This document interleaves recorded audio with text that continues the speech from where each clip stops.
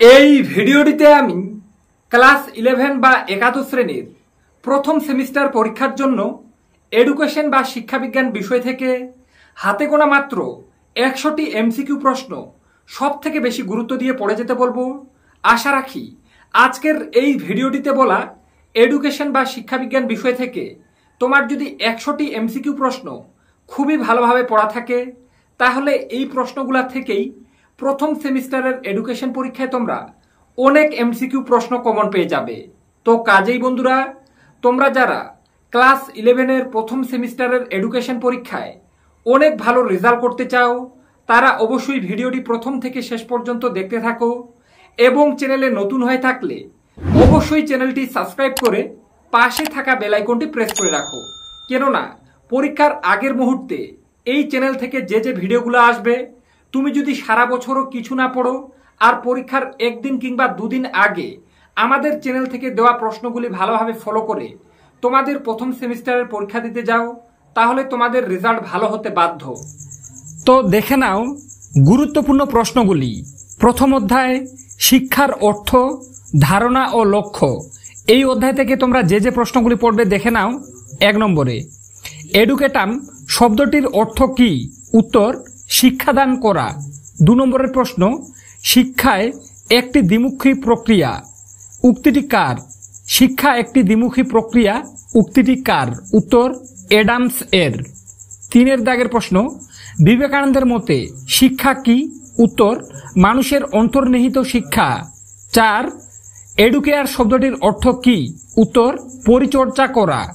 এরপরে দেখে নেব 5 দাগে কার মতে শিক্ষা হলো অভিজ্ঞতার পূর্ণ সংগঠন? উত্তর ডিউই এর মতে।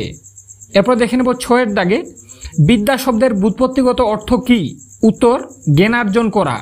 7 দাগে আধুনিক শিক্ষা ব্যবস্থা কি কেন্দ্রিক? উত্তর শিশু কেন্দ্রিক। এরপরেই দেখে নেব 8 দাগের প্রশ্নটি, কিন্তু তার আগে তোমাদের জানিয়ে রাখতে চাই আজকের এই ভিডিওটিতে বলা প্রত্যেকটি প্রশ্ন খুবই গুরুত্বপূর্ণ, তাই তোমরা ভিডিওটি শেষ পর্যন্ত দেখবে এবং চ্যানেলে নতুন হয়ে থাকলে অবশ্যই চ্যানেলটি সাবস্ক্রাইব করে রাখবে। কেননা এখন মানে পরীক্ষার 1 রাত আগে কিংবা 2 দিন আগে যে ভিডিওগুলো চ্যানেলে আসবে তুমি যদি প্রত্যেকটি ফলো করে তোমাদের প্রথম সেমিস্টারের পরীক্ষা দিতে যাও তাহলে তোমাদের কিন্তু রেজাল্ট ভালো হতে বাধ্য। তাই বারবার বলছি, তোমরা যারা সারা বছরও কিছুই পড়োনি আর পরীক্ষার আগের 1 রাতে কিংবা 2 রাত আগে পড়ে অনেক ভালো রেজাল্ট করতে চাও তারা অবশ্যই এই রিয়াজ টিউটোরিয়াল চ্যানেলটি সাবস্ক্রাইব করে পাশে থাকা বেল আইকনটি প্রেস করে রাখো।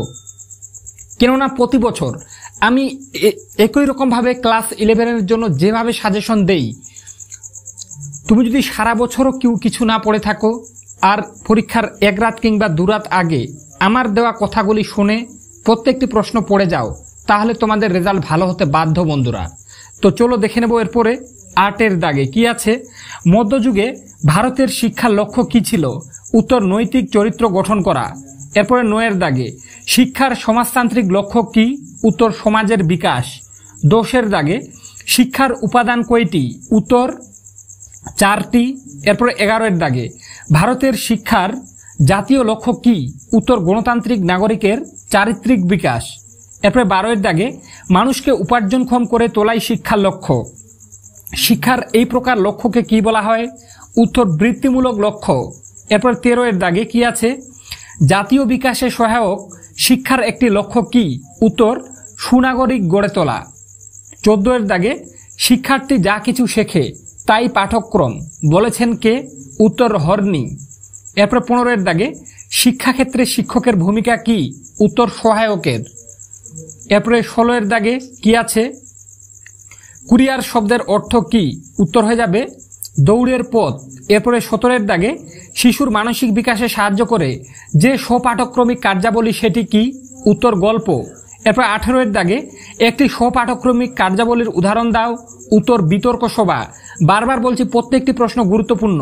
তোমরা যারা চাও একই রকম ভাবে আরো অন্যান্য সাবজেক্টের গুরুত্বপূর্ণ ভিডিওগুলি পরীক্ষার 1 রাত কিংবা 2 রাত আগেই তোমার কাছে পৌঁছে যাক আর তুমি সেগুলি ফলো করে প্রথম সেমিস্টারের পরীক্ষায় ভালো রেজাল্ট করতে পারো তারা অবশ্যই এই চ্যানেলটি সাবস্ক্রাইব করে পাশে থাকা বেল আইকনটি প্রেস করে রাখো। এরপরে 19 দাগে কি আছে? স্বপাঠক্রমিক কার্যাবলীকে কয়টি ভাগে ভাগ করা যায়? উত্তর 3 ভাগে। এরপরে 20 এর দাগে পাঠ্যক্রম রচনার একটি নীতি কি? উত্তর পরিবর্তনশীল। 21 এর দাগে আধুনিক শিক্ষায় সঙ্গীত ও বিতর্ক যে ধরনের কার্যাবলী হিসেবে বিবেচিত হয় সেটি কি? উত্তর সহপাঠক্রমিক কার্যাবলী। এরপরে 22 এর দাগে ইনভায়রনমেন্ট কথাটি যে শব্দ থেকে এসেছে সেটি কি? উত্তর ইনভার্ন থেকে। এরপর 23 এর দাগে গ্রামান্বয়নে অংশগ্রহণ কি ধরনের স্বপাঠক্রমিক কার্যাবলী হিসেবে বিবেচিত হয়? উত্তর সামাজিক। এরপর 24 এর দাগে আলোচনা ও বিতর্ক কি ধরনের স্বপাঠক্রমিক কার্যাবলী হিসেবে বিবেচিত হয়? উত্তর আত্মপ্রকাশমূলক। এরপর 25 এর দাগে এডুকেশন কথাটির অর্থ কি? দেওয়া আছে এডুকেশন কথাটির অর্থ ড্যাশ। উত্তর ব্যক্তির অন্তর্নিহিত সত্তার পূর্ণ বিকাশ। এরপর 26 এর দাগে পাঠ্যক্রম যত অর্থপূর্ণ হবে কার পক্ষে তা গ্রহণ করা সহজ হবে? উত্তর শিক্ষার্থীর পক্ষে। প্রত্যেকটা প্রশ্ন গুরুত্বপূর্ণ। আমি যেভাবে বলছি, তুমি যদি প্রশ্নপত্রে এখান থেকে প্রশ্ন কমন না পাও তাহলে আমি পড়ানো ছেড়ে দেব বন্ধুরা, বারবার বলছি। তাই খাতায় সুন্দরভাবে নোট করে নিয়ে এই প্রত্যেকটা প্রশ্ন ভালোভাবে পড়ে যাও।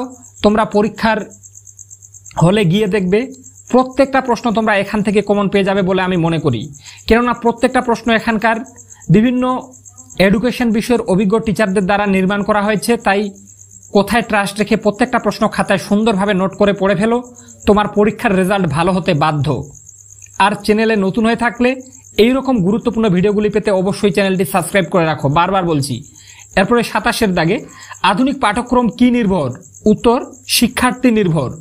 28 এর দাগে আধুনিক ধারণা অনুযায়ী পাঠ্যক্রম কথাটির অর্থ কি? উত্তর শিক্ষার লক্ষ্যে পৌঁছানোর পথ বা উপায়।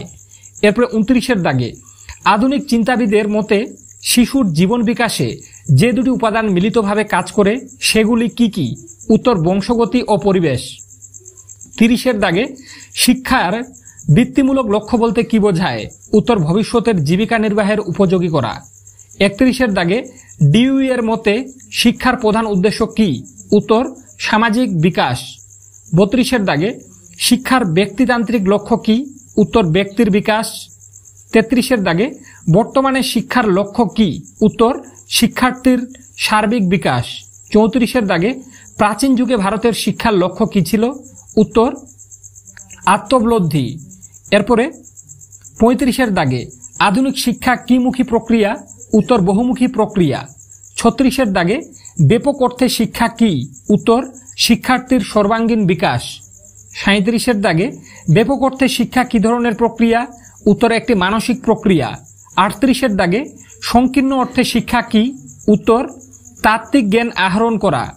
39 এর দাগে শিক্ষা হলো মানুষের অন্তর্নিহিত সত্তার পরিপূর্ণ বিকাশ। একথা কে বলেছেন? উত্তর বিবেকানন্দ। প্রত্যেকটা প্রশ্ন গুরুত্বপূর্ণ, তোমরা দেখতেই পাচ্ছ। তোমরা চাইলে খাতা কলম বের করে প্রত্যেকটা প্রশ্ন নোট করে নাও, কেননা এখনো পরীক্ষার তোমাদের 3-4 দিন কিন্তু বাকি আছে। এই কয়েকটা দিনে তুমি যদি চাও এই প্রশ্নগুলি পড়ে ফেলা কিন্তু খুব কঠিন নয়। আর এইরকম আরো অন্যান্য সাবজেক্টের ভিডিওগুলি পেতে বারবার বলছি চ্যানেলটি সাবস্ক্রাইব করে পাশে থাকা বেল আইকনটি প্রেস করে রাখতে একদম ভুলো না। এরপরে 40 এর দাগে এমিল গ্রন্থের রচয়িতা কে? উত্তর রুশো। 41 এর দাগে এডুকেশন শব্দটি এসেছে কোন শব্দ থেকে? উত্তর ল্যাটিন শব্দ থেকে। 42 এর দাগে আধুনিক শিক্ষার জনক কাকে বলা হয়? উত্তর রুশোকে। 43 এর দাগে বিদ্যা যা বিমুক্ত কথায় বলা হয়েছে? উত্তর উপনিষদে। এরপরে দেখে নেব দ্বিতীয় অধ্যায়ের প্রশ্নগুলি। প্রথম অধ্যায় থেকে আমি মাত্র 43টা প্রশ্ন দিয়েছি। আমি আশা রাখছি প্রথম অধ্যায় থেকে কোনো প্রশ্ন আসলে তোমরা এই 43টার মধ্যেই কমন পাবে। তো চলো দেখে নেব এরপরে দ্বিতীয় অধ্যায়ের প্রশ্ন। তো দ্বিতীয় অধ্যায়ের নাম কি দেখে নাও, শিক্ষার বিভিন্ন রূপ ও সংস্থা সমূহ। তো এই অধ্যায় থেকে তোমরা যে যে প্রশ্নগুলি পড়বে দেখে নাও। 1 নম্বরে শিক্ষার রূপ কয়টি? উত্তর 3টি। 2 নম্বরে পরিবার কি ধরনের শিক্ষামূলক প্রতিষ্ঠান? উত্তর অনিয়ন্ত্রিত শিক্ষা। 3 এর দাগে ভারতে প্রথম দূর শিক্ষা পঠন পাঠন চালু হয় কোন বিশ্ববিদ্যালয়ে? দিল্লি বিশ্ববিদ্যালয়ে। 4 এর দাগে অনিয়ন্ত্রিত শিক্ষার একটি বৈশিষ্ট্য কি? নির্দিষ্ট পাঠ্যক্রমের অনুপস্থিতি। 5 এর দাগে ইকো ক্লাব একটি কি বিষয়ক সংস্থা? উত্তর পরিবেশ বিষয়ক সংস্থা। 6 এর দাগে নির্দিষ্ট পাঠ্যক্রমের উপস্থিতি কোন শিক্ষা ব্যবস্থায়? নির্দিষ্ট পাঠ্যক্রমের উপস্থিতি কোন শিক্ষা ব্যবস্থায়? উত্তর নিয়ন্ত্রিত শিক্ষায়।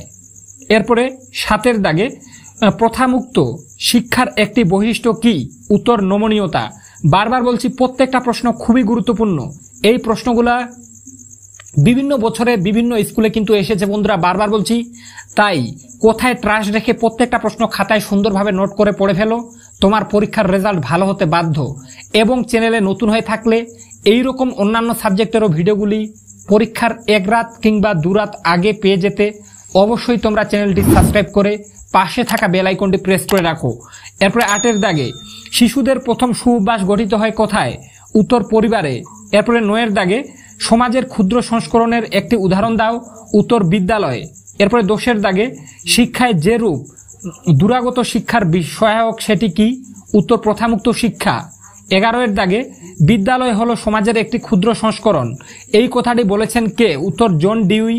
এরপরে 12 দাগে school is a simplified purified better balance society বলেছেন কে?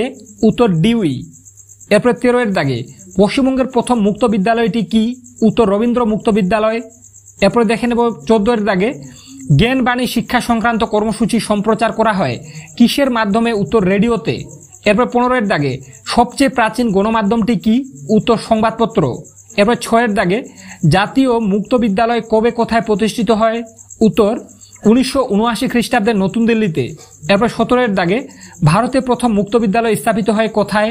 উত্তর দিল্লিতে। 18 দাগে একটি গণমাধ্যমের উদাহরণ দাও। উত্তর সংবাদপত্র। এরপর দেখে নেব 19 দাগের প্রশ্ন।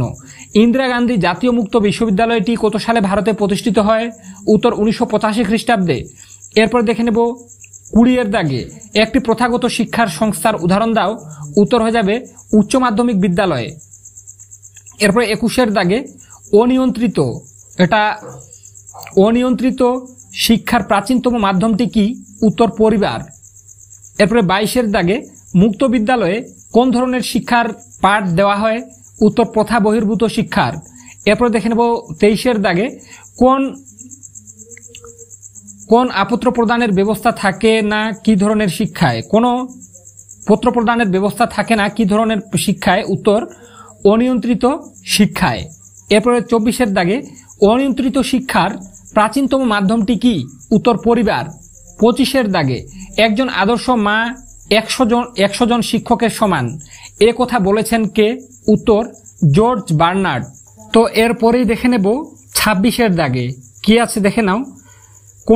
কোন শিক্ষা ব্যবস্থায় নির্দিষ্ট পাঠ্যক্রম থাকে না? উত্তর অনিয়ন্ত্রিত শিক্ষায়। এরপরে 27 দাগে প্রথাগত শিক্ষার একটি সংস্থার উদাহরণ দাও। উত্তর বিদ্যালয়। 28 দাগে শৈশবে শিশুর শিক্ষালয় কি? উত্তর হয়ে যাবে পরিবার। এরপরে 29 দাগে IGNOU এর সম্পূর্ণ নাম কি? উত্তর Indira Gandhi national open university. এরপর 30 দাগে পশ্চিমবঙ্গের নেতাজি সুভাষ মুক্ত বিদ্যালয় প্রতিষ্ঠিত হয় কত খ্রিস্টাব্দে? উত্তর 1997 খ্রিস্টাব্দে। প্রত্যেকটা প্রশ্ন গুরুত্বপূর্ণ, তোমরা খাতায় সুন্দরভাবে নোট করে পড়ে ফেলো। আমি আশা রাখছি এই প্রশ্নগুলোর থেকেই তোমরা কিন্তু কমন পেয়ে যাবে। এরপরে 31 দাগে NCERT এর পুরো নাম কি? উত্তর national council of educational research and training. 32 দাগে NCERT নামক জাতীয় সংস্থাটি প্রতিষ্ঠিত হয় কবে? উত্তর 1961 খ্রিস্টাব্দে। এরপরে 33 দাগে DIET এর পুরো নাম কি? উত্তর district institute of education and training. এরপরে 34 দাগে শিক্ষক প্রশিক্ষণের জন্য দায়িত্বপ্রাপ্ত সংস্থা কোনটি? উত্তর NCTE। 35 দাগে UGC কত সালে গঠিত হয়? উত্তর 1953 খ্রিস্টাব্দে। এরপরে দেখে নাও কি আছে 36 দাগে CABE এর পুরো নাম কি? উত্তর central advisory board of education. এরপরে 37 দাগে কলেজ ও বিশ্ববিদ্যালয়গুলির আর্থিক সাহায্য প্রদান করেন কোন সংস্থা? উত্তর UGC। এরপর 38 দাগে UNESCO কোন সময় স্থাপিত হয়? উত্তর 16 নভেম্বর 1945 সালে। এরপরে 39-এর দাগে অর্থাৎ সবার শেষের প্রশ্ন, প্রথা বহির্ভূত শিক্ষার প্রতিষ্ঠানের উদাহরণ দাও। উত্তর, মুক্ত বিদ্যালয়ে। তো বন্ধুরা, দ্বিতীয় অধ্যায় থেকে 39টি প্রশ্ন, প্রথম অধ্যায় থেকে 45টা প্রশ্ন এবং দ্বিতীয় অধ্যায় থেকে 39টা প্রশ্ন কিন্তু আলোচনা করলাম। বন্ধুরা, তোমরা প্রত্যেকে জানো এডুকেশন বিষয় থেকে কিন্তু তোমাদের 4টা অধ্যায় মিলে প্রশ্ন হয়। আর এই ভিডিওটিতে আমি প্রথম এবং দ্বিতীয় এই 2টা অধ্যায়ের থেকে প্রায় 85টার মতো এমসিকিউ প্রশ্ন আলোচনা করলাম। আশা রাখছি এই প্রশ্নগুলা থেকেই তুমি কিন্তু বেশিরভাগ প্রশ্ন কমন পেয়ে যাবে। এবং তোমরা যারা চাও যে তৃতীয় এবং চতুর্থ অধ্যায়ের এমসিকিউ প্রশ্নের ভিডিওটি দেখবে, তারা আজকের এই ভিডিওটির ডেসক্রিপশন বক্সে চলে যাও। ডেসক্রিপশন বক্সে তোমরা দ্বিতীয় এবং তৃতীয় এই 2টি অধ্যায় মিলিয়ে প্রায় 70টির মতো আর 70টির মতো এমসিকিউ প্রশ্ন পেয়ে যাবে। আমি আশা রাখছি আজকের এই 2টো ভিডিও মিলিয়ে, আজকের ভিডিওটিতে আমি 85টা প্রশ্ন আলোচনা করছি এবং ডেসক্রিপশন বক্সে একটা ভিডিও পেয়ে যাবে যেখানে তৃতীয় এবং চতুর্থ অধ্যায়ের প্রশ্নগুলি নিয়ে আলোচনা করা হয়েছে। তো 2টো ভিডিও মিলিয়ে তোমরা যদি প্রায় 160টার মতো এমসিকিউ প্রশ্ন ভালোভাবে পড়ে রাখতে পারো, তাহলে আমি আশা রাখছি সেখান থেকে তোমরা কিন্তু বেশিরভাগ এমসিকিউ প্রশ্ন প্রথম সেমিস্টারের এডুকেশন পরীক্ষায় কমন পেয়ে যাবে। বারবার বলছি, আজকের এই ভিডিওটিতে কেবলমাত্র প্রথম এবং দ্বিতীয় অধ্যায় থেকে 85টা এমসিকিউ প্রশ্ন নিয়ে আলোচনা করলাম। এবং ভিডিওটা যাতে বেশি বড় না হয়ে যায় তার জন্য আর একটা ভিডিওতে আমি অলরেডি তৃতীয় এবং চতুর্থ অধ্যায়ের এমসিকিউ প্রশ্ন নিয়ে আলোচনা করেছি, যেখানে তোমরা 70টির মতো এমসিকিউ প্রশ্ন পেয়ে যাবে। তো তোমরা সেই ভিডিওটির লিঙ্ক আজকের এই ভিডিওটির ডেসক্রিপশন বক্সে এবং ফার্স্ট কমেন্টে পেয়ে যাবে। ডেসক্রিপশন বক্সের লিঙ্কে অথবা ফার্স্ট কমেন্টের লিঙ্কে ক্লিক করে তোমরা তৃতীয় ও চতুর্থ অধ্যায় থেকে 70টি এমসিকিউ প্রশ্নের ভিডিওটি দেখে নিও। আর 2টো ভিডিও মিলিয়ে তোমরা যদি 160টির মতো এমসিকিউ প্রশ্ন ভালোভাবে পড়ে রাখতে পারো, তোমরা একদম নিশ্চিন্তে পরীক্ষা দিতে যাও। আমি আশা রাখছি বেশিরভাগ প্রশ্ন তোমরা এগুলার মধ্যেই কমন পেয়ে যাবে। তো বন্ধুরা, ভিডিওটির মাধ্যমে একটু হলেও উপকৃত হয়ে থাকলে অবশ্যই চ্যানেলটি সাবস্ক্রাইব করে পাশে থাকা বেল আইকনটি প্রেস করে রাখো। তো আজকে পর্যন্তই, দেখা হবে নেক্সট কোনো ভিডিওতে।